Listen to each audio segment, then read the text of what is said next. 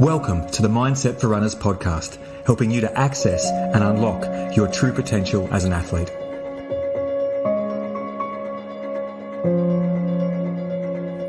Hey, it's Rob. Welcome to this episode, a topic that's very close to my heart and something very important to me, and I'm really excited to share the stuff that I've put together for you for this episode. And that really is about helping you deepen your connection with running and understanding that it's more than just getting out the door and going for a run. This is something that I've been delving into probably since about 2011 when I ran my second Coast to Cozzy, and I was looking for a deeper connection to why I was doing it and what it was developing in my life. And one of the turning points was when I actually crewed Coast to Cozzy in 2014 for Roger Hannay. And I was having a conversation with Mael Backhausen, an exceptional mountain and trail runner. Hey, Mael, if you listen. And we had a conversation about this in the back of the car. And I still remember that conversation about why do we run? And Madge had this way of summing it up. And he said to me, I'm a better person when I'm running. And he boiled it down to that nutshell statement that still stays with me today, 9 years later, because he'd thought about it in that deep way.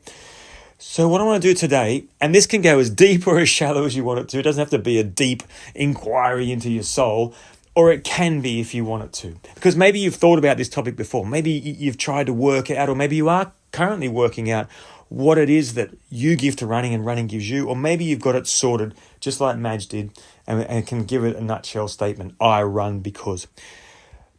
But I really want you to consider what you might be missing or what you might not be seeing so that you can bring that in and give your running more connection to you, a more deeper relationship with it, and understand that it's got more meaning in your life than you currently think. So what we're talking about is building your awareness about running. If you've heard an interview with me after Coast to Cozzy, you would have heard me talk about my athletic identity and how I didn't actually view myself as a runner or an ultra runner until I did some mindset work with Claudine Chi. Now, why is that important? Because I didn't have an accurate perception of myself. And I was able to build that with her help. And that's what I'm helping you do here as well. There's things that you might not be seeing that I'm going to help you bring into your awareness. Just like the mother who's coaching her daughter's basketball team. And she does it because, she's doing the right thing and she's coaching the team because nobody else might have coached that team if she didn't step up. But what she doesn't see is the effect she has on the other players as a role model, and that girl in the team that really needs, someone to look up to. But maybe that mother doesn't see that, and she's missing out on an important connection that, if she was aware of it, would change the way that she showed up. Her voice might soften, and she might just take an extra little moment with the players just to connect with them and realize that it's more than just coaching and teaching them how to pass and dribble and shoot. It's more about who she is as a person and the effect she has on the players in that team. The manager in the office who doesn't realize that, he has an effect on people that they talk about after they go home with their spouses or their partners or their friends. And if you can understand that he's affecting people's lives just by the way he talks to people and the way he shows up and the time that he takes, and if he can build a greater awareness around that, he can be a more effective manager. And that's what I want to help you with in this episode today. So what I'm about to share with you is a collection of conversations I've had over the past 14 years of ultra running. Because remember, when you do ultra running, sometimes you can train with people for hours, or you can run in a race with somebody for hours. And by the end of it, you've been through a thunderstorm, you've got lost, you've refound the trail, you know each other's life stories, you've shared food and you've connected on a deeper level. And some of those conversations will stay with you forever, and those connections will stay with you forever. And so I've kind of categorized all these to try and help you build that identity of who you are as a runner and why you do it. All right, so I'm going to get into the practical side of it now. But just know that some of these things are going to land with you, and you're going to go, oh yeah, that's me. I didn't realize that. And some of them you're just going to say, oh, that's nothing to do with me. just sit with me and listen to them and just try them on. So let's get into it. This is to help you understand and deepen your connection with running and why you might do it. So the first one that I want to share with you is getting out in nature. So a lot of us get stuck behind the office or in the office or behind the wheel of the car or indoors a lot. And running might be the only time you get outside to run in the bush or run along the sand or run along the road or whatever and just smell the smells, feel the feelings, be out, get rained on and connect with nature in some way. You might drive to the mountains on the weekend and do a mountain run, or you might drive to your favorite run, or you might start from your front door, and it's the only time you get to connect with nature. And that could be just the thing that you need to know. That's why it's so important to you. The next one is groundedness. So when you run, your feet obviously are hitting the ground. And sometimes that doesn't happen much in life, as this person told me. You're in an elevator or you're in a car or we're not actually grounding to Mother Earth. And so running is an extremely grounding process. And it also allows you to ground yourself in your body and feel your body, because a lot of us are stuck in our heads about what we have to do next, or what our job list is, or what our tasks for the day are, or what my KPIs are, or what I have to do. And when you're running, you have the experience of feeling your whole body again. And that's what this person told me she does when she runs, is to focus on different parts of her body and feel her feet hitting the ground and experiencing that groundedness. Feeling empowered and resilient. Okay, so these words are strong to some people and don't mean anything to other people, but it's that satisfaction or that confidence you get from setting a goal and going after something, and then hopefully conquering it and doing something you didn't think that you could do. So it could be starting something new, like starting a running habit that you never ever thought you could, or maintaining a habit. Running 1 kilometer once a week is a running habit, right? And maybe you haven't realized that because you compare it to somebody else in your life who runs huge kilometers every day, and you think that you're not at the standard that they are. So you minimize yourself. But maybe if you can see that by maintaining a running habit, even if you get out the door once a week, that is still maintaining. And again, maybe it's finishing something. So setting a goal and doing something you never thought you could do. A 5K on the Couch for the 5K program. Huge thing to conquer that first 5K. Or maybe you stepped up and done 10 or a half or even a full marathon. And something that you never ever thought you could do. But you'll have that with you for the rest of your life. And it's like a platform that you can come back to say, you know what? I did that. And I didn't think I could do it, so what else can I do? And that's talking about belief as well, and realizing that you believed in yourself to set a goal. Something inspired you to set that goal. You spoke to somebody who sparked that interest in you to think, I could do that. I could do what they've done, or they believe me. They think I can do a 5K. And then you set the goal and then you went after it. So there's all of these things that you might not be seeing. You got out the door and you fit it into your busy schedule and you made it happen, right? So this is what this girl was telling me about, that empowerment and that resilience that she experienced. Connection. Now, there's a few different ways that running can give you connection. You can connect to the country that you're running in, and you can really deepen your understanding and your awareness of your local run and your local environment, or your local town, or your local park, or wherever you run.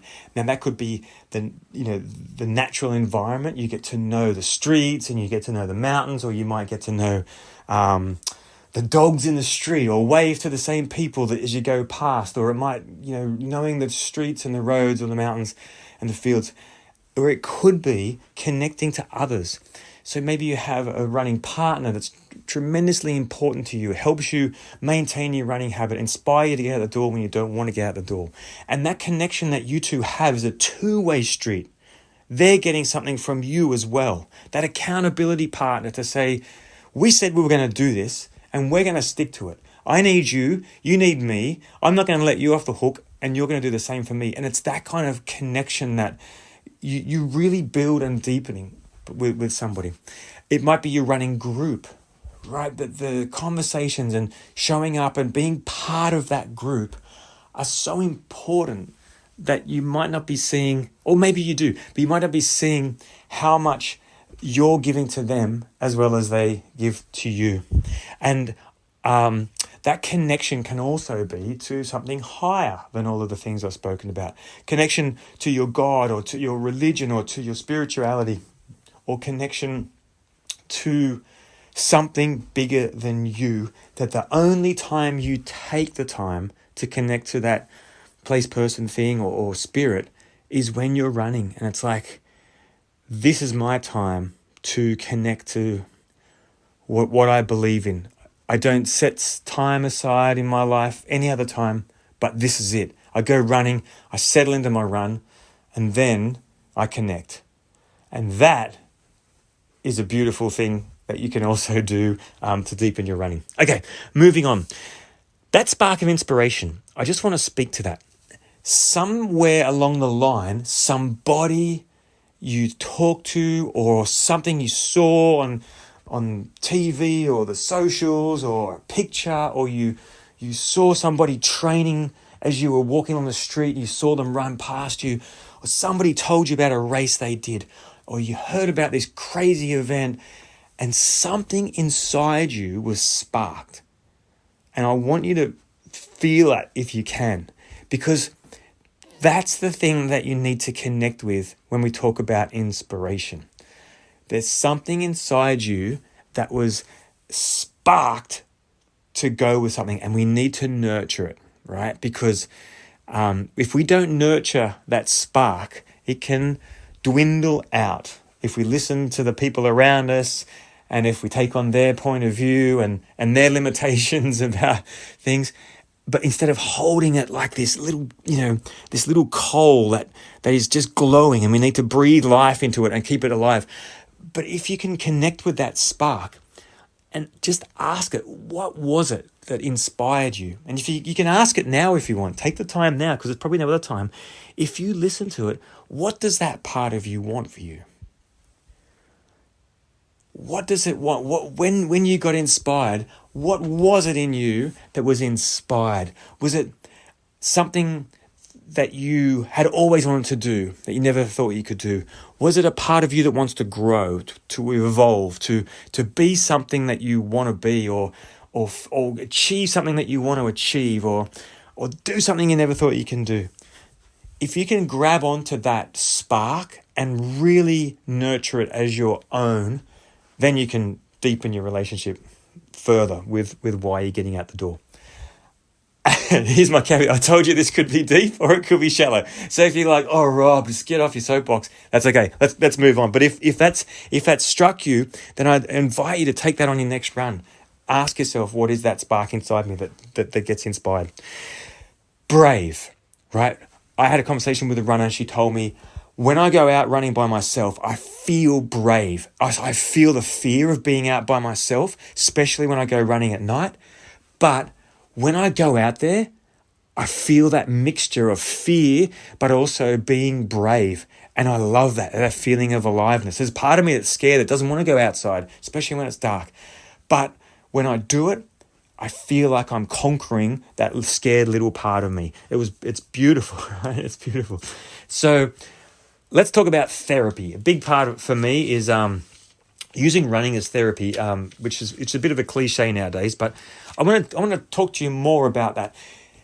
If your head is busy, chatter, so many things, go for a run and take that busyness with you, okay? There's a couple of strategies I want to share with you with this. If you've just got a busy head that's just jumping from thing to thing, go for a run, and you can either just let it do its thing, or you can ask yourself, what's the most important thing I need to focus on, and focus on that in your run? Or if I can say no to one of these things, what could it be? Or if I can boil all these problems down into one main thing I need to deal with, what is it? Or alternatively, pick one thing that's on your mind and take that for a run intentionally. So it might be the problem you're having with one of your kids at school, or it might be the problem at work, or it might be the problem at home, or it might be the problem that you just never been able to solve. Take it for a run and then be your own therapist. Now, what I mean by that is ask yourself quality questions about that as you're running. So it could be asking yourself, what's this really here to teach me? Or what's the simplest solution to this problem? Or what haven't I seen yet that if I could see it, it would help this problem dissolve? Or great questions. What happens if I do this thing? What happens if I don't do this thing? But explore the problem from all angles as you run. So it's like you're taking that problem for a run and you're laser focusing on finding a solution for that problem by asking yourself great questions that go around it.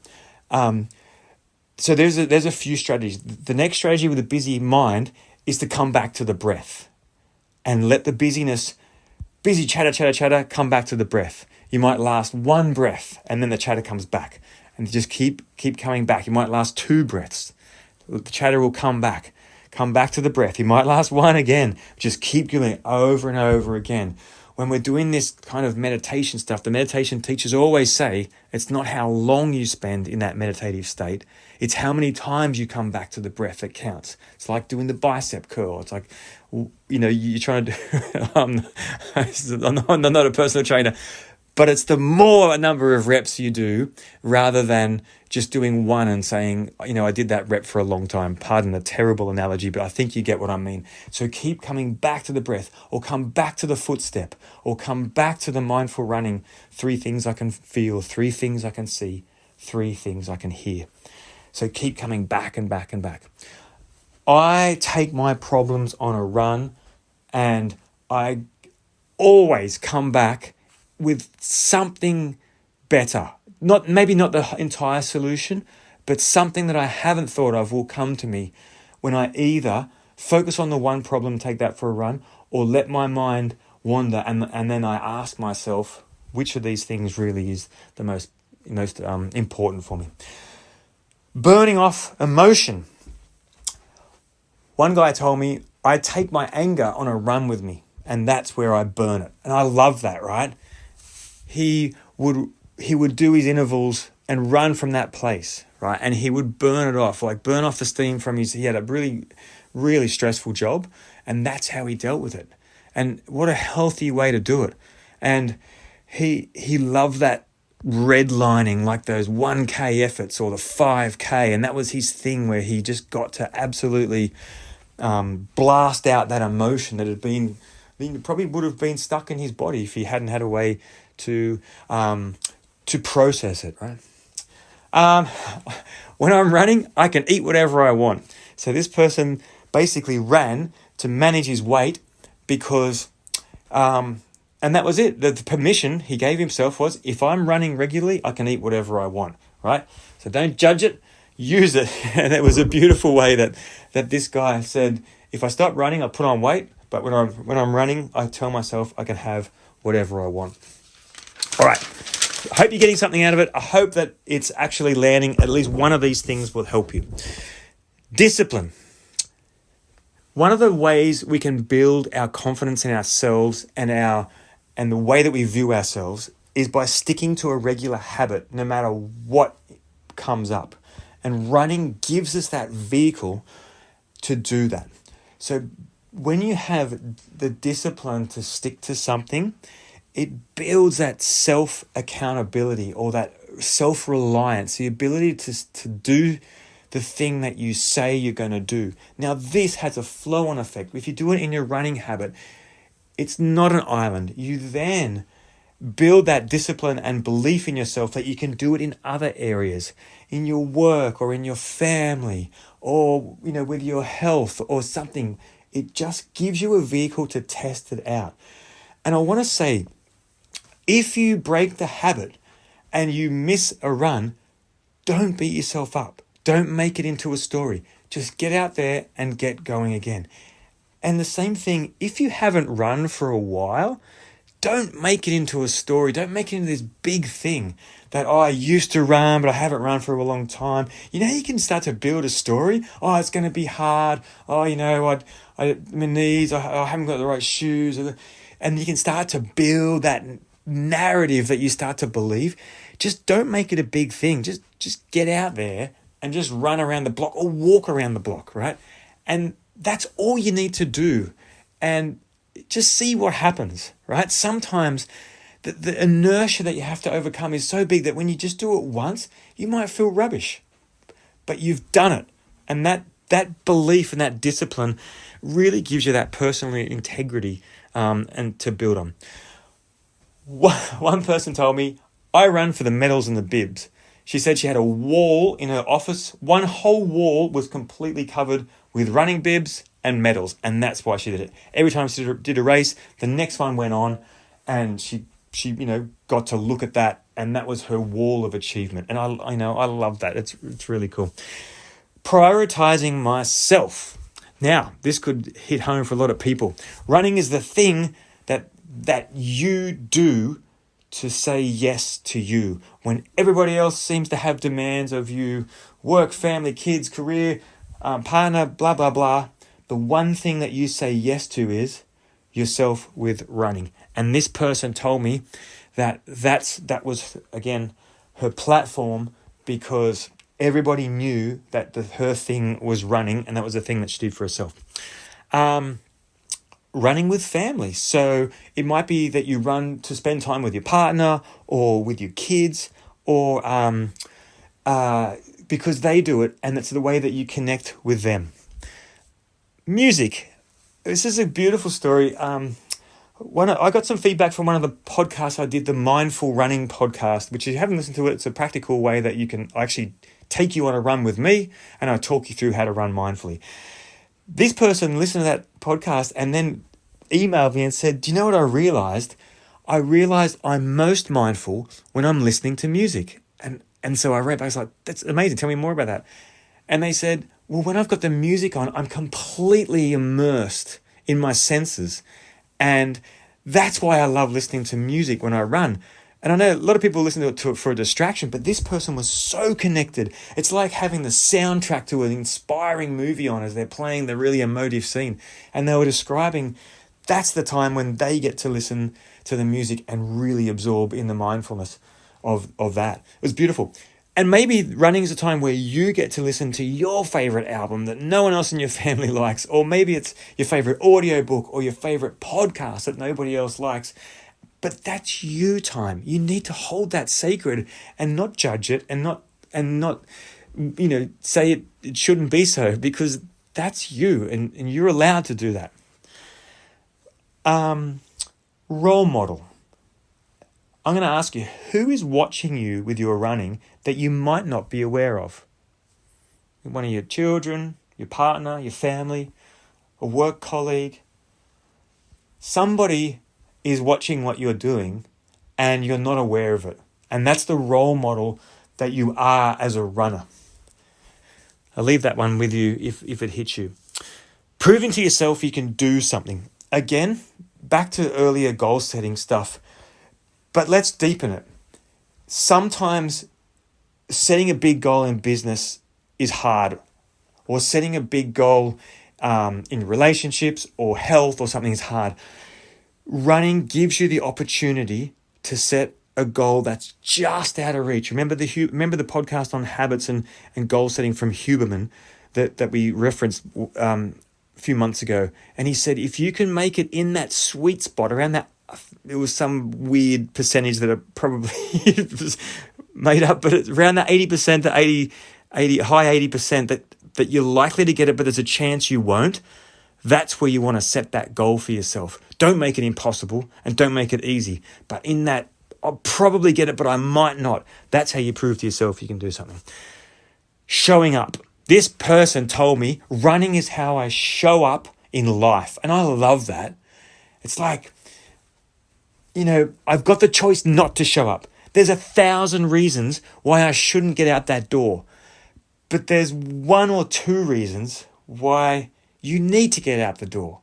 And that is how you show up for yourself when all the voices in your head, I haven't got time, it's not the right weather, I've got to do this, the washing's piling up, or I've got to be here for this person. And you do. All those things are valid and real. And there's one or two reasons that getting out the door is really, really important to you and the people around you. And they're the reasons that you need to get out that door. And they are and you know the reasons that I'm talking about. And they're the ones that matter. The 1,000 reasons seem overwhelming, but if you can listen to the one or two of why you should get out there, that's how you build this. Just to further that, when you do that, the running habit you formed, and hopefully you've got one or two of these reasons which help you realize, it's like that analogy that you might have heard, sometimes it's well overused. It's dropping that pebble into that still pond of water. The ripples that you create through your running, you probably don't see the effect and the inspiration and the role modeling and the leadership that you're having on other people around you, but also on yourself. And I'm hoping that this podcast has allowed you to identify one of those things, two of those things. But I really want you to nurture those things, because it's not just about the run. It's about so much more than that. And I as I learn this in my life, I want to share it with you, because it will deepen your relationship with yourself. It will give you a deeper meaning for the people that you have around you and the role that you play in their life. And unless somebody shows you that, you may never, ever, ever see it. So that was my job today. There are so many more reasons that I haven't mentioned. Dealing with injury, how you deal with setbacks. When your run doesn't go the way you want it to go, how do you deal with that? And when you get injured, how do you deal with that? These are metaphors for how you deal with problems in your life. When your run doesn't go the way you want it, or you're feeling really bad in your run, but you keep going anyway, you are overcoming so much in your mind. There's that old running proverb. There's always two voices in your head as you run. One that's telling you to stop, and one that's telling you to keep going. And just like the two wolves parable, it's the one that you listen to that will win. And that's why dealing with these things on the run, it's no little thing. When your mind's telling you to turn around and you keep going, that's power that you're showing. And that transfers into other areas of your life. So this listing is not exhaustive, but what I would love is if you would take the time to contact me, just send me a few words, either through my email, which you'll hear at the end of this podcast, or through the socials. I would love to hear more reasons of why you run. I won't share them. I won't share your name. I would love to share them on the podcast without using your name, if that's okay, just so that we can help each other deepen that understanding of who we are as runners and why we get out the door. Just to finish off, I want to read a paragraph from an article I wrote on why I run. Just to maybe, if I haven't connected with you on this podcast, maybe this is the thing that might. I come home after a run as a better person. My kids benefit from the better dad who walks in the door, flooded with endorphins and energy to give to them. They get to see that running and exercise brings positive feelings. I'm a fun machine after a run. My wife gets a more focused, strong, fun, confident, happy partner who knows where he is going. Running is something I know improves my life, a foundation or a platform that holds me up and I can bounce off. Once again, thanks for listening. I hope you got something out of this podcast. See you next time.